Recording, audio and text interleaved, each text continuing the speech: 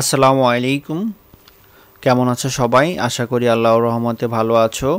এই ভিডিওতে আমি লিটারেরি টার্ম ইমেজ নিয়ে আলোচনা করব। যারা ইংলিশ লিটারেচারের স্টুডেন্ট তাদের জন্য কিন্তু আজকের ভিডিওটা খুবই গুরুত্বপূর্ণ। ইংলিশের স্টুডেন্ট হিসেবে লিটারেরি টার্ম, বিভিন্ন ধরনের লিটারেরি টার্ম জানতে হয়, তার মধ্যে ইমেজটা কিন্তু অত্যন্ত গুরুত্বপূর্ণ। এটা কিন্তু বিভিন্ন সময় কাজে লাগে। তো আশা করি আমার এই আলোচনার পরে তোমরা এই লিটারেরি টার্মটা সুন্দরভাবে বুঝে যাবে এবং যে কোনো বিষয়ে তুমি এই ইমেজ বিষয়টা ধরতে পারবে যে এই লিটারেরি টার্মটি এই পড়ার মধ্যে ব্যবহৃত হয়েছে। তো আমি আর কথা বাড়াবো না, সবাই মনোযোগ সহকারে এই ভিডিওটা দেখো এবং আমি আশা করি তোমাদের একটু হলেও উপকৃত হবে তোমরা। তো চলো, ইমেজ, জেনারেল অর্থে ইমেজ বলতে কিন্তু আমরা ছবি বুঝি, তাই না? কিন্তু লিটারেচারে ইমেজ বলতে আসলে কিন্তু সম্পূর্ণভাবে ছবি না। দেখো তাহলে কি, দেখো ইমেজ মিন্স, ইমেজ বোঝায় picture of words, picture of words, শব্দের ছবি, শব্দের ছবি। Image means picture of words মানে শব্দের ছবি। It may simply name something, it may simply, ইহা সম্ভবত সাধারণত বা সাধারণভাবে নেম সামথিং, কিছু নাম।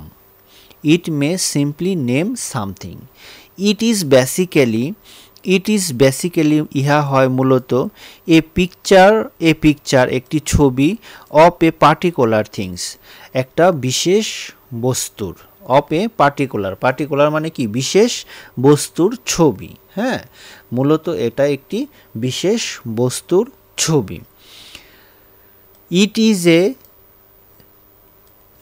Replica, it is a replica produced in the mind of the readers. তার মানে দেখো, ইট ইজ এ, ইয়া হয় রিপ্লিকা, রিপ্লিকা মানে কি, প্রতিবিম্ব বা প্রতিফলন, এরকম প্রতিফলন। তাহলে ইট ইজ এ রিপ্লিকা, ইয়া হয় প্রতিফলন, প্রডিউস উৎপাদিত হয়, ইন দ্য মাইন্ড মনের মধ্যে, অফ দ্য রিডার্স পাঠকের, বাই কি দ্বারা, বাই সেন্স পারসিপশন। সেন্স মানে কি, সেন্স মানে ইন্দ্রিয়, তাই না? পারসিপশন মানে উপলব্ধি, ইন্দ্রিয় উপলব্ধির মাধ্যমে এটা প্রতিবিম্ব হয়। তাহলে it is a replica produced উৎপাদিত হয়, ইন দ্য মাইন্ড মনের মধ্যে, অফ দ্য রিডার্স পাঠকের, বাই সেন্স পারসিপশন। হ্যাঁ, ইন্দ্রিয় উপলব্ধির মাধ্যমে মনের মধ্যে এটা কি প্রতিবিম্ব হয়। আচ্ছা, এইখান থেকে আমরা একটা জিনিস টোটালি বুঝতে পারলাম, ইমেজ হচ্ছে এমন একটা বিষয় যেটা হচ্ছে শোনা মাত্রই মনের মধ্যে তার একটা ছবি, হ্যাঁ, অঙ্কিত হবে। হ্যাঁ, ধরো পরিচিত কোনো একটা বস্তু, হ্যাঁ, যেটা শব্দটা শোনা মাত্রই মনের মধ্যে কি একটা তার ছবি অঙ্কিত হবে, এটাই হচ্ছে ইমেজ, এটাই হচ্ছে ইমেজ। যখন আমরা কোনো গল্প শুনি, গল্পের যদি কোনো ছবি আমাদের মনের মাঝে অঙ্কিত হয়, সেটাও কিন্তু ইংলিশ লিটারেচারে ইমেজ। চলো আমরা একটা জিনিস এক্সাম্পল দেখলে আমাদের এই আলোচনাটা ক্লিয়ার হয়ে যাবে। যেমন ধরো, the red dog in the green field, উদাহরণটা হচ্ছে the red dog in the green field. The red dog মানে লাল কুকুর, ইন দ্য গ্রিন ফিল্ড। এই যে যখন নাকি আমরা ওয়ার্ড রেড ডগ শব্দটা শুনলাম, তখন আমাদের মনের মধ্যে কিন্তু রেড মানে হচ্ছে লাল, ডগ মানে হচ্ছে কুকুর, এই লাল কুকুর কথাটার একটা ছবি আমাদের মনের মাঝে প্রতিবিম্ব আকারে ধারণ করছে। এই যে প্রতিবিম্ব সৃষ্টি হইল, এই জিনিসটাই হচ্ছে ইমেজ। অনেক সময় দেখা গেল এখানে কিন্তু গ্রিন ফিল্ড, আমরা যখন শুনলাম এই গ্রিন ফিল্ড সবুজ মাঠ, এই মনের মধ্যে সবুজ মাঠের একটা ছবি আমাদের অঙ্কিত হলো। ইংলিশ লিটারেচারে এটাই হচ্ছে ইমেজ। আবার অনেক সময় দেখা গেল বড় একটি মাছ ধরা পড়েছে, যখন বড় একটি মাছের কথা আমরা শুনলাম, তখন ওই মাছের যে ছবিটা আমাদের মধ্যে প্রতীয়মান হবে, সেটাই হচ্ছে ইমেজ। তাহলে এই উপরের যে এক্সাম্পল, এটা যদি আমরা অ্যানালাইসিস করি, তাহলে দেখো, here this sentence reflects in our mind a picture of an animal. This sentence এই বাক্য রিফ্লেক্টস ইন আওয়ার মাইন্ড আমাদের মনের মাঝে প্রভাব ফেলছে এ পিকচার একটি ছবি অফ অ্যান এনিম্যাল একটা প্রাণীর। ইট ইজ এ ডগ ইহা হয় কুকুর। ইটস কালার ইজ রেড ইহার রং হয় লাল।